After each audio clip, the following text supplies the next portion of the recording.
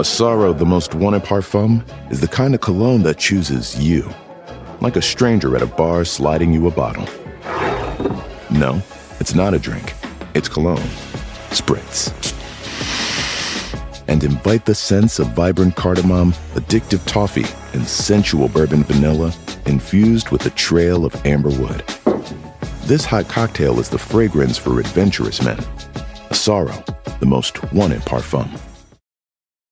¿Qué se siente obtener el nuevo iPhone 16 Pro con AT&T Next Up Anytime? Es como la primera vez que te salió bien la salsa picante de mamá. ¡Uf! El picante perfecto, la consistencia ideal. O como cuando hiciste el pozole de tu tío. O incluso cuando preparaste a la perfección el famoso flan de la abuela. Con AT&T Next Up Anytime, puedes sentirte así una y otra vez. Descubre cómo obtener el nuevo iPhone 16 Pro con Camera Control en AT&T y el último iPhone cada año con AT&T Next Up Anytime.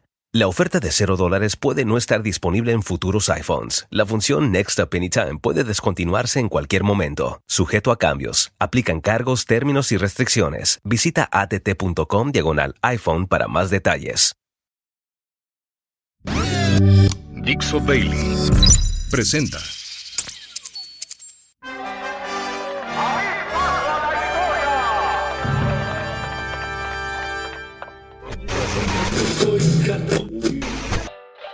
Damas y caballeros, aquí se platican historias, anécdotas y efemérides.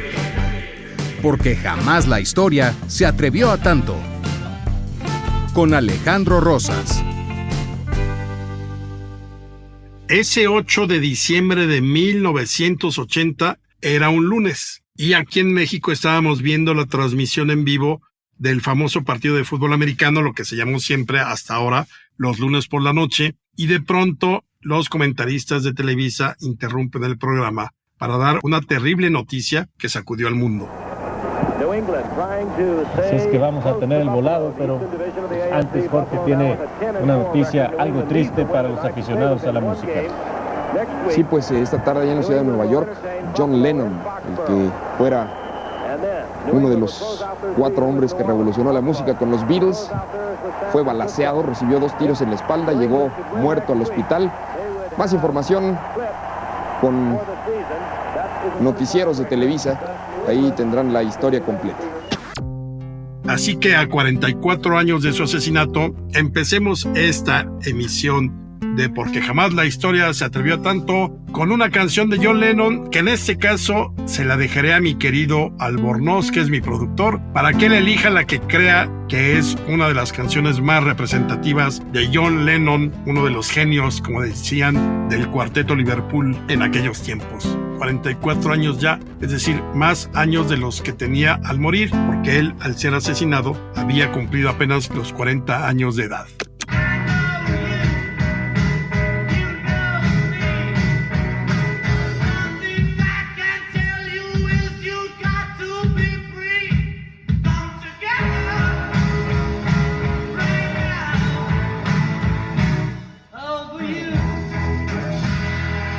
Pues sí, qué triste momento. No me atrevería yo a cantar, que mi inglés es como el de Fox y Peña Nieto juntos. Y haría yesterday, far away.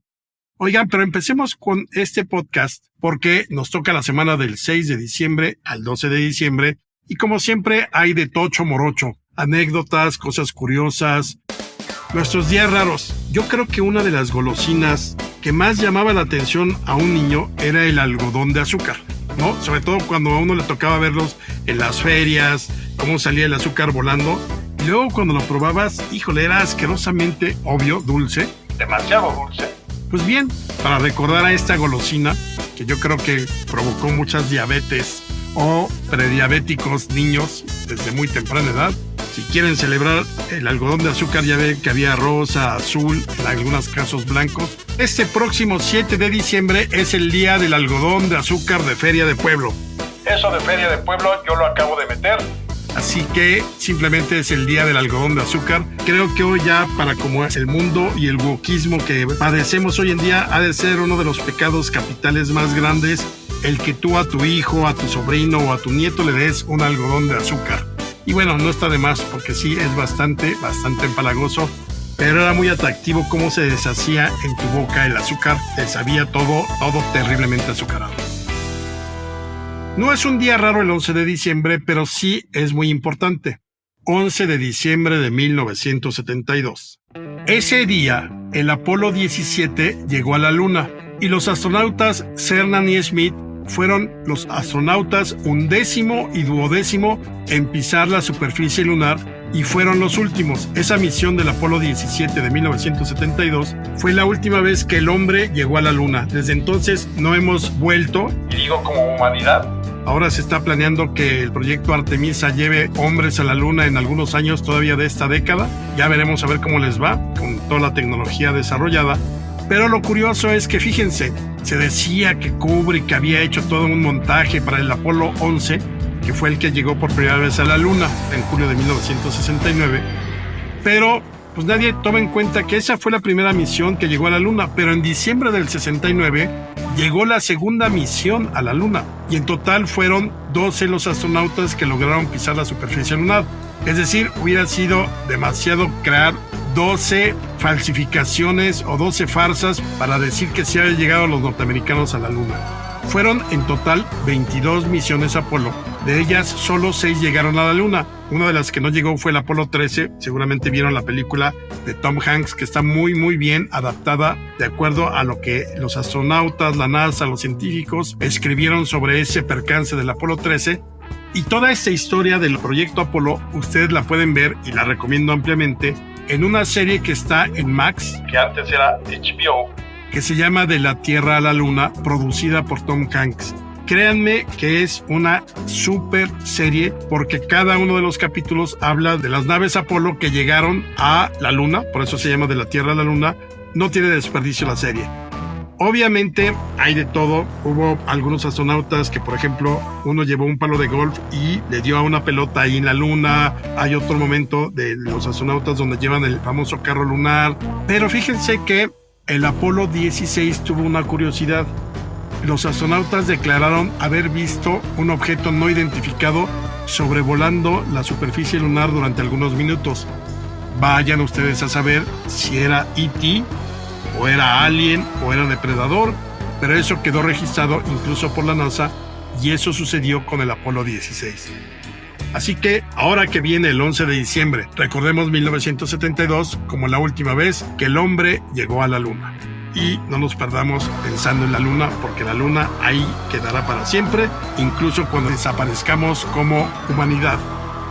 Vámonos a otras efemérides internacionales. Bueno, ¿quién no sabe que el 7 de diciembre, pero de 1941, a los japoneses se les ocurrió? ¿Cómo le hacemos? Han de haber dicho los japoneses el 6 de diciembre. Oigan, estamos muy aburridos aquí en la isla. Ya invadimos una parte de China, ya invadimos también Corea. Tenemos presencia en el sudeste asiático. ¿Saben qué? ¿Por qué no vamos a jalarle las barbas o le damos una patada en los huevos a los gringos? Pues para que esto se ponga interesante, ¿no? Era 1941. La guerra mundial ya había comenzado en Europa desde el 39 y para diciembre del 41 incluso ya los nazis habían avanzado sobre la Unión Soviética. Entonces, pues como los japoneses estaban aburridos, dijeron, pues vamos a atacar a los norteamericanos. Y lo hicieron con alevosía y ventaja, un ataque sorpresa esa mañana del 7 de diciembre de 1941 y el ataque fue sobre Pearl Harbor. O sea, yo creo que ustedes han escuchado de esta historia. Obviamente fue un desastre para los norteamericanos, les hundieron varios barcos, hubo cerca de 3,000, 2,700, 3,000 víctimas. Parecía que habían puesto contra las cuerdas a los norteamericanos, pero eso propició que entraran a la Segunda Guerra Mundial con todo y con una justificación absoluta. Era la primera vez que alguien se atrevía a atacar su territorio, aunque no territorio continental, sino eran las islas. De aquí hago un paréntesis. Si ustedes quieren ver el caso de Pearl Harbor, hay dos películas. Una que yo creo que es la peor película sobre la guerra hecha jamás, que es la de Ben Affleck y Kate Beckinsale. Terrible porque Pearl Harbor todo gira alrededor de un triángulo amoroso entre Ben Affleck, su compañero, y Kate Beckinsale, que es la enfermera. Esta película es del 2001, no sé si la estrenaron después de lo de las Torres Gemelas, pero el hecho es que destila un patriotismo chabacano absolutamente terrible. Por ejemplo, Ben Affleck, que era un extraordinario piloto de acuerdo a la película, decide que él quiere combatir porque todavía no estaban en guerra y se va a alistar con los británicos en la Royal Air Force, que era pues, la Real Fuerza Aérea Británica, que además tenía fama de ser muy buena. Entonces hay una escena terrible donde pues, Ben Affleck, que es el norteamericano entre los ingleses que pelea como un tigre maravilloso y todo, y entonces en un momento dado los británicos, échense ustedes esta, los británicos dicen, deberíamos tener más pilotos norteamericanos y así ganaríamos la guerra. Imagínense así de, no manchen. Pues bueno, terrible película. Creo que solo el soundtrack vale la pena. La película es muy, muy mala. Pero, por contraparte, el cine norteamericano nos dejó una gran película de 1970 que se llama Tora, Tora, Tora. Tora significa en japonés tigre. Y era la frase en clave para indicar que el ataque había sido un éxito, al menos la primera fase del ataque. Entonces, esta película obviamente fue interpretada por japoneses que hablaban en japonés en la película y obviamente por norteamericanos, muy bien adaptada. Está considerada una de las mejores películas históricas del cine de guerra y perfectamente adaptada a los acontecimientos. Yo les recomiendo que si quieren ver una buena película de Pearl Harbor, vean Tora, Tora, Tora de 1970, seguramente estará en alguna plataforma. Y no se echen la de Ben Affleck de 2001 porque es bastante malona. Y recuerden que seguramente se encontrarán 1000 documentales sobre Pearl Harbor. Hay quienes dicen que el gobierno ya sabía que iban a atacar, pero estaban buscando un pretexto para entrar a la guerra y que la gente no se pusiera en contra y demás. Pero bueno, finalmente, ahí está Pearl Harbor, que pasará, por ahí dijo Roosevelt, uno de los días de la ignominia ha prevalecido, alguna cosa así en contra de lo que habían hecho los japoneses, porque pues, prácticamente faltando como un minuto para iniciar el ataque, les declaramos la guerra, dijeron los japoneses, pero pues ya estaban los aviones sobrevolando Pearl Harbor. Pero vengámonos a México porque esta semana que va del 6 de diciembre al 12 de diciembre, cantemos amigos, amigas, hermanos, hermanas. Desde el cielo una hermosa mañana, desde el cielo una hermosa mañana. La guadalupana, la guadalupana, la guadalupana bajo el Tepeyac. 12 de diciembre, que se echen las campanas al vuelo porque es el Día de la Virgen. Y fíjense que es una festividad que fue reconocida propiamente hasta finales del siglo XVIII. Morelos, en los sentimientos de la nación, la contempló ahí como una de las fechas importantes para México que debía prevalecer. E incluso, por ejemplo, cuando se lanzan las leyes de reforma en 1859, Benito Juárez quitó muchas fiestas religiosas, pero entre las que dejó fue la del 12 de diciembre como fiesta de la Virgen de Guadalupe. O sea, guadalupanos a diestra y siniestra. Ya hay toda una tradición histórica sobre el guadalupanismo, pero yo les traigo una historia para demostrar lo que mucho tiempo se dijo y que creo que es una realidad, no importa la era, el momento o el año. Aquí en México en el siglo XX siempre se dijo que nadie podía meterse ni con la Virgen de Guadalupe ni con el presidente de la República. Desde luego con el presidente de la República hoy ya todo el mundo se puede meter. Recordemos simplemente todo lo que hemos criticado a nuestro examado líder López Obrador. O al menos yo lo hice a diestra y siniestra y lo disfruté mucho. Y ahora con nuestra, pues todavía no tan amada presidenta, pero a los presidentes ya se les puede tocar en caricaturas con todas las de la ley, prácticamente desde la alternancia presidencial. Antes no. En la época del PRI no se podía, y mucho menos a la guadalupana. Pero quiero contarles una historia que verdaderamente cimbró en 1794 a toda la Nueva España, o al menos a todos los habitantes de la Nueva España que se enteraron. ¿Qué sucedió? Bueno, los dominicos tenían por costumbre que cada celebración de la Virgen de Guadalupe, alguno de sus miembros de la Orden Dominica diera un sermón. Se llamaba el Sermón Guadalupano. Y entonces, pues siempre desde su aparición en 1531, la historia de la Virgen giraba alrededor de la festividad, de los milagros, de las procesiones. En 1794 le tocó a Fray Servando Teresa de Mier, sí, ese futuro insurgente, futuro intelectual, futuro defensor de la República, cuando se crea en 1824, Fray Servando dijo: pues me toca a mí dar el Sermón Guadalupano. Y que arde Troya. ¿Por qué? Porque, bueno, él nunca negó el milagro guadalupano, pero sí lo reescribió a su manera y fue una manera muy peculiar. Él partía de 4 tesis fundamentales para explicar lo que había sido todo ese milagro guadalupano de 1531. Para empezar, Fray Servando dijo, a ver, la Virgen no está plasmada en la tilma de Juan Diego, sino en la capa de Santo Tomás Apóstol. Así que para empezar ahí ya sintieron así como un retortijón todos los dominicos, la Inquisición que estaba ahí presente, así empezaron. ¿Cómo dice eso? Si todos sabemos que la Virgen se autoplasmó, era una selfie en la tilma de Juan Diego. Pues Fray Servando dijo que no, que era en la capa de Santo Tomás Apóstol. Número 2, que no se había plasmado en 1531, sino que muchos siglos antes. Entonces todo el mundo, ¿pero cuándo? ¿Cómo fue eso? Entonces Fray Servando dijo, allá por el año 44 de nuestra era, es decir, 11 años después de la muerte de Cristo en la cruz, ya se conocía la imagen de la Virgen de Guadalupe, todavía no le llamaban la Virgen de Guadalupe, sino era la Madre de Dios, ya era célebre y adorada por los indígenas, que en ese momento eran ya cristianos, en esta pirámide de Tenayuca, aquí en los alrededores de la Ciudad de México. Y desde luego, además, ya tenía un pequeño adoratorio a la Virgen que el propio Santo Tomás había dirigido. Entonces él dijo a los indígenas, miren, construyen un templo aquí, es para la Virgen. Ahora, Fray Servando nunca dijo qué había sucedido o cómo le había hecho Santo Tomás para viajar desde Jerusalén, donde habían crucificado a Cristo, y luego había llegado a América y además se había metido hasta la cocina, es decir, hasta Mesoamérica y básicamente hasta el Valle de México. Nunca dijo cómo, si le había echado la mano Dios, un milagrito, en qué barco llegó, nada. De pronto, eso fue lo que dijo Fray Servando. Que ya en el año 44 ya se conocía aquí la imagen de la Virgen, que Santo Tomás la había traído, siguiendo lo que Jesús había dicho en la última cena. Ir hasta los confines del mundo y llevar mi palabra y el evangelio y todo ese tipo de cosas, ¿no? Entonces Santo Tomás dijo, pues yo me voy a América, que todavía no se llamaba América, y de pronto pues le enseña la capa, su tilma, ahí estaba la imagen de la Virgen de Guadalupe.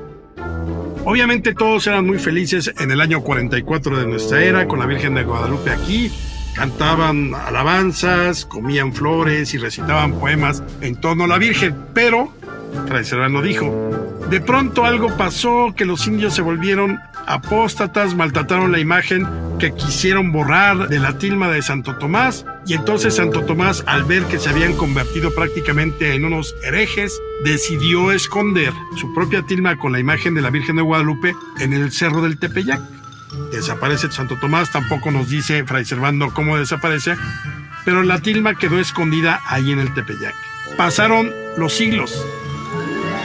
10 años después de la conquista, todo esto lo sigue contando Fray Servando, en 1531 sí se apareció la Reina de los Cielos a Juan Diego. Pero no para decirle que llevara pruebas al obispo Fray Juan de Zumárraga, sino simplemente para decirle, oye, Juan Diego, fíjate, ahí detrás de esa piedra, ahí está la tilma de Santo Tomás donde está mi imagen, recógela y llévasela a Juan de Zumárraga.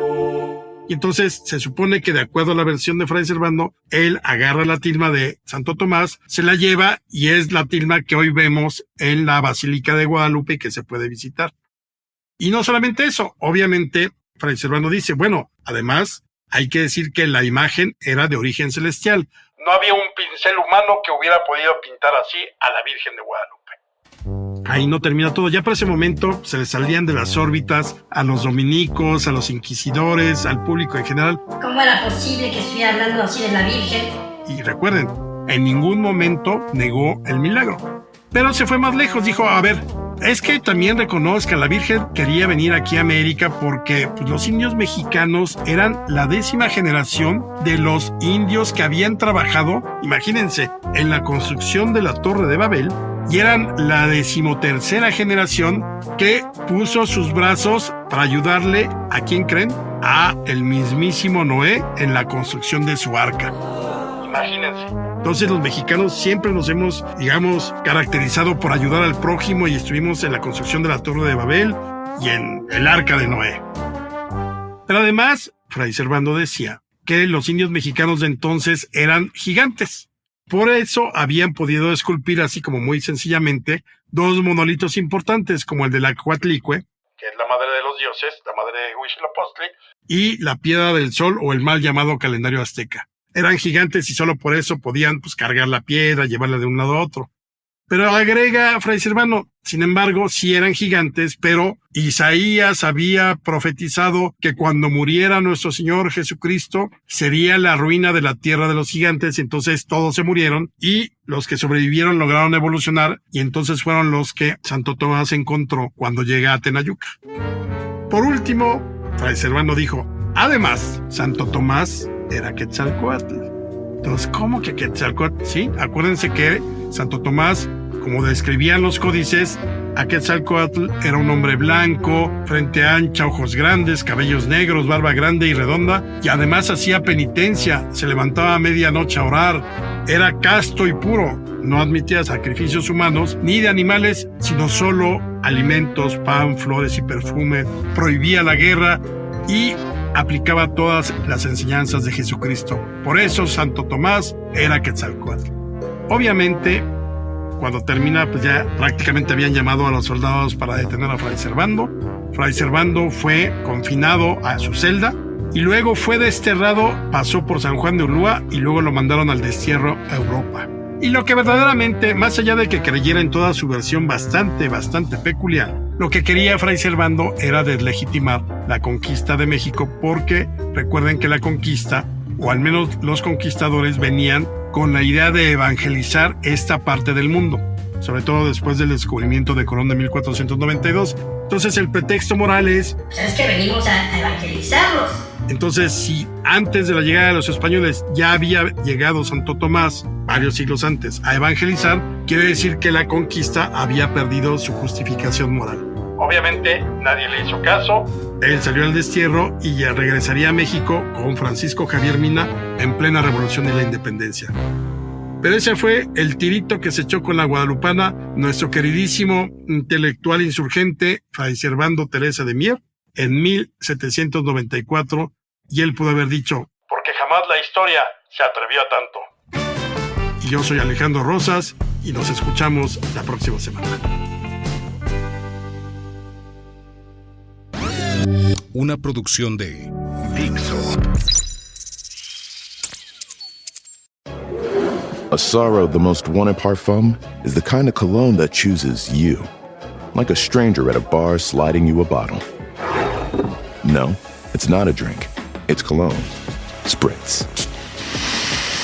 And invite the scents of vibrant cardamom, addictive toffee, and sensual bourbon vanilla infused with a trail of amber wood. This hot cocktail is the fragrance for adventurous men. Asaro, the most wanted parfum. ¿Qué se siente obtener el nuevo iPhone 16 Pro con AT&T Next Up Anytime? Es como la primera vez que te salió bien la salsa picante de mamá. Descubre cómo obtener el nuevo iPhone 16 Pro con Camera Control en AT&T y el último iPhone cada año con AT&T Next Up Anytime. La oferta de $0 puede no estar disponible en futuros iPhones. La función Next Up Anytime puede descontinuarse en cualquier momento. Sujeto a cambios. Aplican cargos, términos y restricciones. Visita att.com/iPhone para más detalles.